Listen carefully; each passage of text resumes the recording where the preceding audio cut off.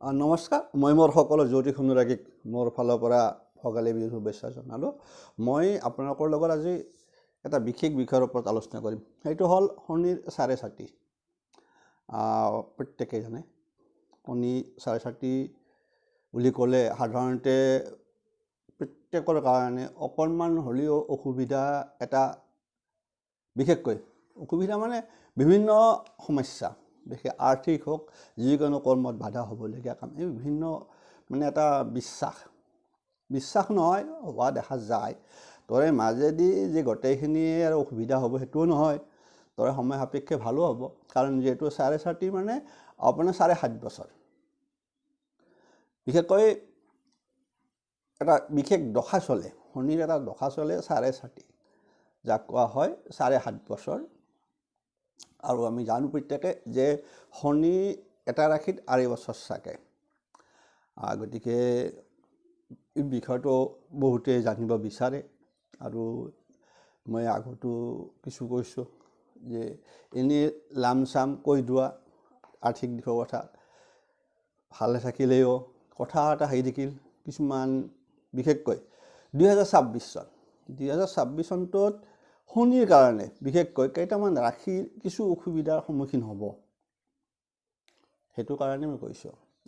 মই ক'লোঁ যে আৰ্থিক দিশটো যেনেকৈ আপোনাৰ চোৱা যায়, আপোনাৰ বৃহস্পতিৰ ওপৰত বেছি ডিপেণ্ড কৰে, বাকীখিনি থাকিলেও ঠিক সেইদৰে বিশেষকৈ এই 2026 চনত শনিৰ কাৰণে মুখ্যতঃ কেইটামান ৰাশি অকণমান সমস্যাৰ সন্মুখীন হোৱাৰ সম্ভাৱনা থাকিব। আৰু এইবিলাক মই কৈছোঁ চাৰে চাতিত কিন্তু হ'ল কি যে ৰাশিৰ যিটো ৰাশিত থাকে সেইটো পিছৰ আগৰ, অৰ্থাৎ নিজৰ ৰাশিটোৰ পৰা দ্বাদশটো হয় সেই মূল ৰাশিটো আৰু আগৰ ৰাশিটো পৰি যায় প্ৰভাৱটো, আৰু প্ৰত্যেকটাৰে 2.5 বছৰকৈ হৈ যায়। অৰ্থাৎ কি কোৱা যায় যে এই বিচাৰটো, এই দশাটো সাধাৰণতে যিকোনো ৰাশিৰ ৰাশিচক্ৰৰ 3টা ৰাশিৰ ওপৰত প্ৰভাৱ বিস্তাৰ কৰে। সেইকেইটা হ'ল মুখ্য নিজৰ ৰাশিটো থাকিল, তাৰপিছত তাৰ দ্বাদশ ৰাশিটো, যিটো এৰিয়া ৰাশি বুলি কোৱা যায়, দ্বাদশ ৰাশিটো, আৰু সন্মুখৰ ৰাশিটো। আৰু সেইফালৰ পৰা এইবাৰ এই ৰাশিকেইটাৰ বিশেষকৈ যিহেতু শনি মীন ৰাশিত অৱস্থান কৰি আছে, গতিকে এইফালৰ পৰা মীন ৰাশিটো প্ৰধান, আকৌ নতুনকৈ অন্তৰ্ভুক্ত হ'ব শনিৰ চাৰে চাতিত হৈছে আপোনাৰ মেঘ ৰাশিটো। আৰু তাৰ আগতে আহি গৈছে শেষ পৰ্যায় সেইটো বুলি কোৱা যায়, যিটো এৰিয়া দ্বাদশ ৰাশি বুলি কোৱা যায়, সেইটো হ'ল আপোনাৰ কুম্ভ। গতিকে এইকেইটা ৰাশিত বিশেষকৈ শনিৰ চাৰে চাতিৰ প্ৰভাৱ পৰিবই নহয়, পৰি আছে। আনফালে তাৰ বাহিৰেও আৰু শনিৰ আৰু এটা ৰাশি, আৰু এটা মানে এই সময়খিনিতে আন এটা দশা চলি থাকে, সেয়া শনি ধায়া বুলি কোৱা হয়। অৰ্থাৎ সেই সময়টোক কোৱা হয় শনি কন্ত শনি বুলি কোৱা হয়। আৰু সেইটো কিছু ক্ষেত্ৰত বিশেষকৈ 2টা ৰাশিৰ ওপৰত প্ৰভাৱ পৰে। সেইফালৰ পৰা আপোনাৰ পৰিলে সিহঁত কি কয় সিংহ আৰু ধনু ৰাশিৰ ওপৰতো কিছু প্ৰভাৱ পৰি আছে। মূল কথাটো মই আহিছোঁ কি যে এই যেতিয়া শনি চাৰে চাতি এই ৰাশিকেইটাৰ ওপৰত প্ৰভাৱ পৰি থাকিব, কিছু হ'লেও আপোনালোকে কিছুমান হ'লেও সমস্যাৰ সন্মুখীন হ'ব প্ৰত্যেকটা ৰাশি। বিশেষকৈ মীনটো থাকিয়ে গ'ল, তাৰপিছত আগৰ ৰাশি এইটো আপোনাৰ মেঘ ৰাশিটো, নেক্সট এৰিয়া ৰাশিটো, সেইকাৰণে 3টা ৰাশিতে থাকে। সেইকাৰণে তাৰ এইটো 2.5 বছৰকৈ 7.5 বছৰ হৈ যায়। মেঘ ৰাশি এই শনি চাৰে চাতিৰ কাৰণে কেনেকুৱা হ'ব পাৰে মেঘ ৰাশি জাতক জাতিকাসকলৰ বাবে, যিহেতু প্ৰথম 26ত প্ৰথম পৰ্যায় চলি আছে মানে মেঘ ৰাশিত। গতিকে 2026 চনটো মেঘ ৰাশি জাতকৰ বাবে কিছু ক্ষেত্ৰত প্ৰতিকূলো হ'ব পাৰে। কৰ্মক্ষেত্ৰত সতৰ্কতা দৰকাৰ। ব্যৱসায়ীসকলে সমস্যাৰ সন্মুখীন হ'ব। বিশেষকৈ পাৰিবাৰিক সমস্যা আহিব পাৰে সকলো ক্ষেত্ৰত প্ৰত্যেকটা ভাৱগত থাকি যাব যে প্ৰত্যেকটা ক্ষেত্ৰতে উত্থান পতন থাকি যাব কাৰণ তাৰ লগত কিছু কথা থাকিল অকল শনি 4 লগতে বৃহস্পতিৰো প্ৰভাৱ পৰি থাকিব কেতিয়াবা বুধৰো আহি যাব শুক্ৰৰো আহি যাব গতিকে উত্থান পতনৰ কথা আহি পৰিব কেতিয়াবা শনিৰ প্ৰভাৱটো অলপ কমি যাব কেতিয়াবা মানে আন গ্ৰহৰ প্ৰভাৱ বাঢ়ি যাব এই 8 বছৰত গতিকে মূল কথাটো কিন্তু আহি যাব এই শনি 4 মেঘ ৰাশিৰ ক্ষেত্ৰত কথা কৈছোঁ গতিকে সকলো ক্ষেত্ৰতে উত্থান পতন থাকিব ভুল সিদ্ধান্তৰ ফলত আৰ্থিক ক্ষতি হ'ব পাৰে গতিকে মেঘ ৰাশি জাতকসকলক কৈ থলোঁ যে এই সময়খিনিত আপোনাৰ ভুল সিদ্ধান্তৰ ক্ষেত্ৰত আৰ্থিক ক্ষতি হ'ব পাৰে দ্বিতীয়তে আহি গ'ল মীন ৰাশি যেহেতু সেই মীন ৰাশিত শনি ইতিমধ্যে আছে গতিকে সেইফালৰ পৰা মীন ৰাশিৰ ওপৰত শনিৰ 4.4 দ্বিতীয় পৰ্যায় বুলি কোৱা যায় তাক এইটো দ্বিতীয় পৰ্যায় দ্বিতীয় পৰ্যায় চলি আছে গতিকে ধৈৰ্যশীল হোৱা দৰকাৰ মীন ৰাশিসকল আকস্মিক ব্যয়ৰ সন্মুখীন হ'ব পাৰে সকলো ব্যৱসায় কাম কাজ সময়মতে শেষ কৰাৰ চেষ্টা কৰাটো ভাল শাৰীৰিক ক্লান্তি আহিব পাৰে আহে আৰু স্বাস্থ্যগত সমস্যাৰ সন্মুখীন হ'ব পাৰে এইখিনি মূল কথা 4.4 গতিকে কথা আহি পৰে এইটো মোক সুধিছিল 4.4 কাৰণে সেইকাৰণে কৈছোঁ বহুতে জানিব বিচাৰে মই দিয়াও নাই 4.4 কথা কোৱা নাছিলোঁ আজি ক'লোঁ 4.4 যিহেতু আপোনালোকৰ চলি আছে অৰ্থাৎ ক'ব লাগিলে শনি বিশেষকৈ 2026 চনটোত শনিৰ প্ৰভাৱ মুখ্য এইকেইটা এই 5টা ৰাশিৰ ওপৰত অলপ বেছি পৰিমাণে পৰি আছে থাকিব আৰু থাকিলেও কেতিয়াবা 26 চনটো ধৰিছোঁ 26 চনৰ মাজত সোমাই যাব নে 8 বছৰৰ ভিতৰতে গতিকে মেঘ ৰাশিতে থাকিবই মীনত কি কৈছে মীন ৰাশিত থাকিবই শনি গোটেই বছৰটো গতিকে স্বাস্থ্যগতভাৱে আহিব পাৰে এইটো হ'ল কি মীন ৰাশি নেক্সট আহি গ'ল আপোনালোকক ক'লোঁ কুম্ভ ৰাশিৰ জাতক জাতিকাৰ তৃতীয় পৰ্যায় চলি আছে তৃতীয় পৰ্যায় মানে শেষ পৰ্যায়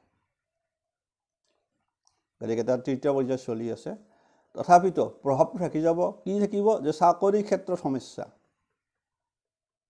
আশা কৰা মতে ফল নোপোৱাৰ বাবে মনলৈ বিৰক্তি ভাৱ আহিব পাৰে প্ৰভাৱটো আহিব পাৰে অপ্ৰত্যাশিত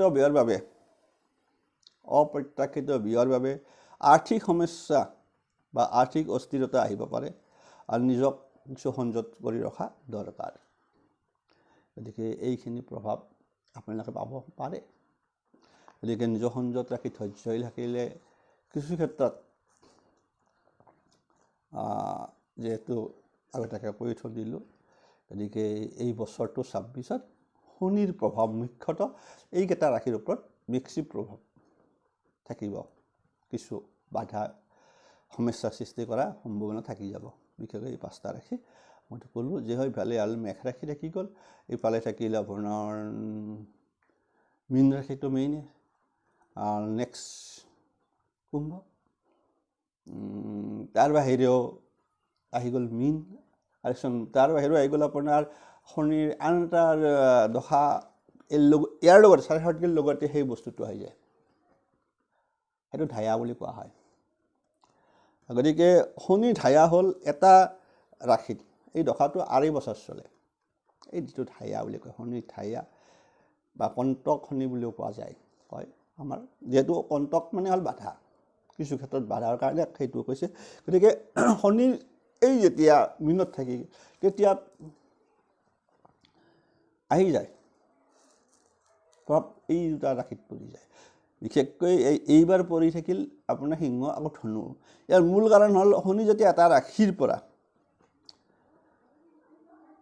যিটো ৰাশি এটা ৰাশিৰ পৰা চতুৰ্থ অথবা অষ্টমত থাকে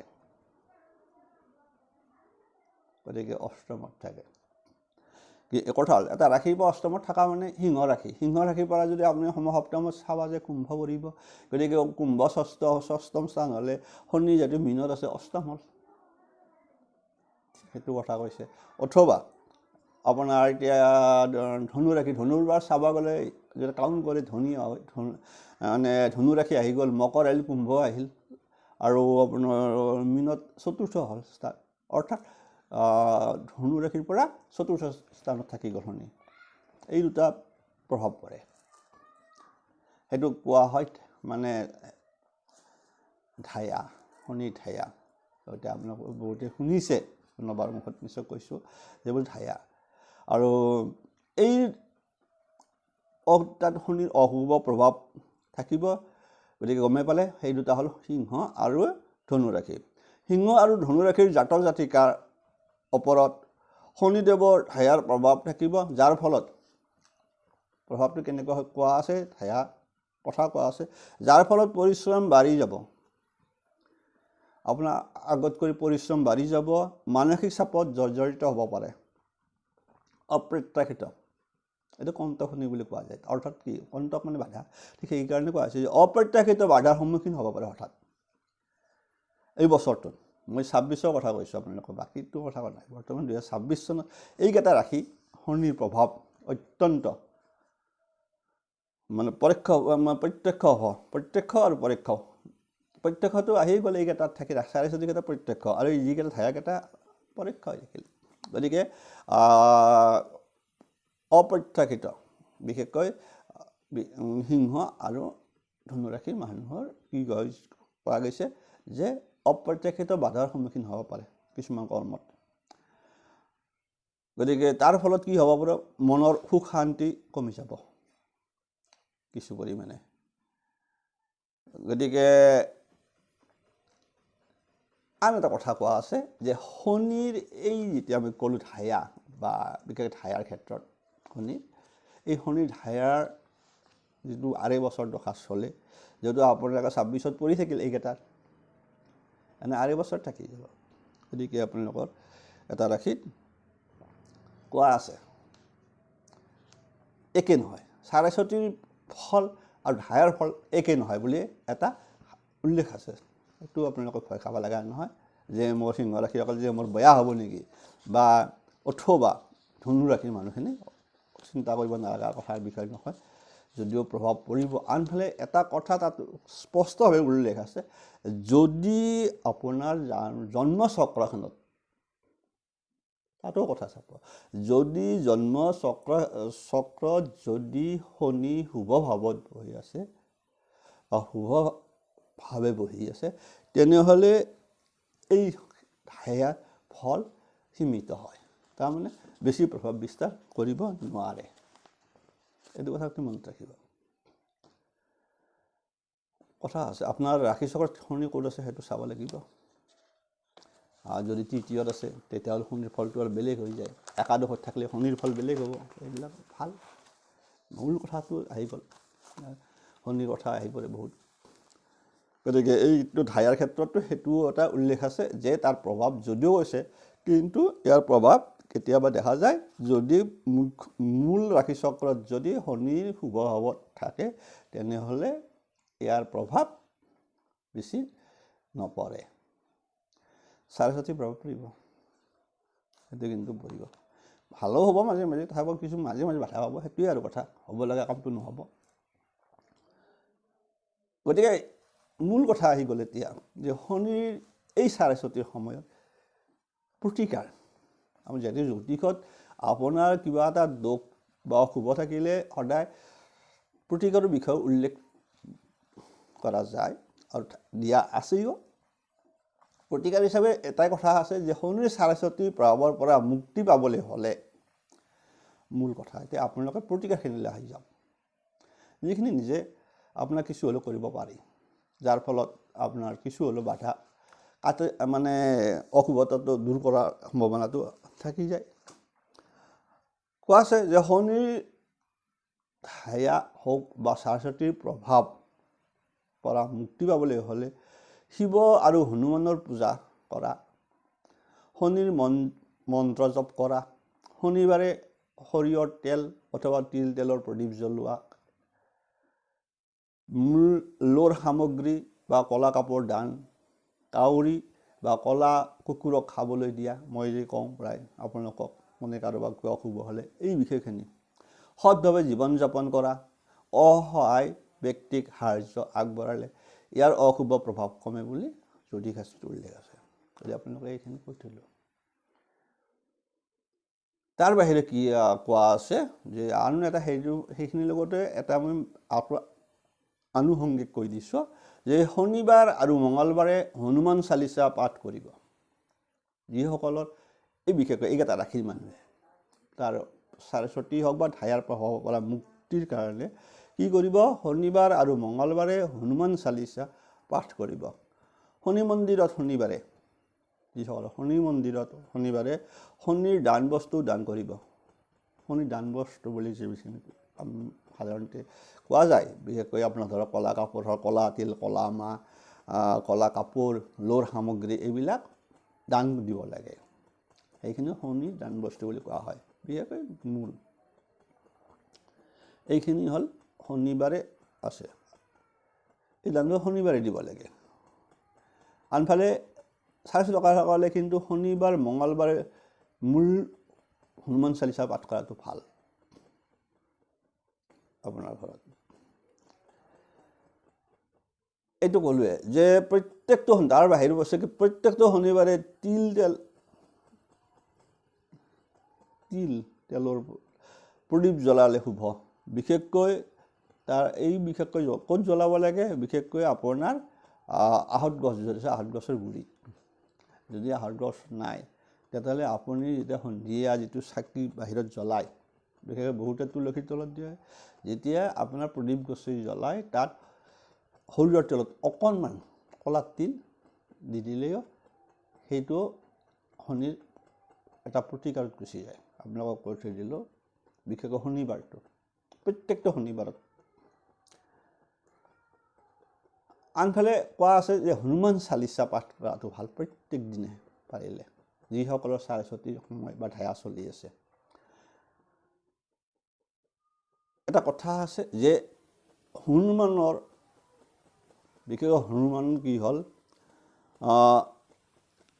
হনুমানৰ শনি গ্ৰহৰ ওপৰত এটা বিশেষ প্ৰভাৱ আছে,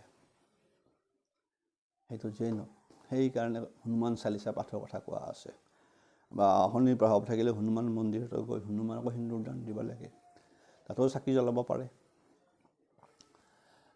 গতিকে সেয়েহে গধূলি সময়ত কি হয় যে নিয়মিত যদি হনুমান চালিচা পাঠ কৰে, যিসকলে নিয়মিত হনুমান চালিচা পাঠ কৰে সেইসকলৰ শনিৰ দোষ উল্লেখযোগ্যভাৱে কমি যায়। আপোনালোকক ক'লোঁ যে কি কাৰণে হনুমান, কাৰণ কথা আছে সেইবিলাকতো কি কাৰণে সেইটো এটা মানে কোৱা আছে। গতিকে এইটো মই এতিয়া দীঘল নকৰোঁ। কি কাৰণত হনুমানক তাত গ'লেও বা হনুমানৰ ওচৰত আপোনাৰ চাকি বন্তি জ্বলালেও শুভ ফল যায়, অথবা সদায় হনুমান চালিচা পাঠ কৰিলে শনিৰ সৰস্বতী বা ধায়াৰ যিটো দোষ বা অশুভ ফল সেইবিলাক উল্লেখযোগ্যভাৱে কমি যোৱা বুলি যায় বুলি শাস্ত্ৰত উল্লেখ আছে। গতিকে আপোনালোকে এইখিনি কৰিব, যিসকলক সৰস্বতী আৰু ধায়া চলি আছে। ধায়াটোৰ কথা ক'লোৱে মই, যদি ধায়াৰ কথাটো এটা কথা ক'লোঁ। এইবাৰ কিন্তু 2026 কিন্তু আপোনাৰ চলি থাকিল সিংহ আৰু কাৰ ধনুৰে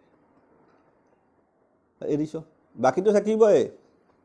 বাকীখিনি কৰি ল'ব আপোনালোকে, কিন্তু মাজে মাজে আপোনালোকে কিন্তু আহি থাকিব, কাৰণ আপোনালোকৰ এই মকৰ ৰাশিৰ যোৱাবছৰ মোটামুটি 25 মাৰ্চমানতে মকৰ ৰাশিৰ এই সৰস্বতী শেষ হৈছে।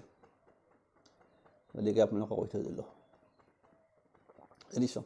ভালে থাকক, কুশলে থাকক। আজিলৈ ইমানে। কেতিয়াবা এনেকুৱাকৈ দুই এটা প্ৰয়োজনীয় বিষয়বস্তু। আজিলৈ ইমানে, আপোনালোকক এৰিছোঁ।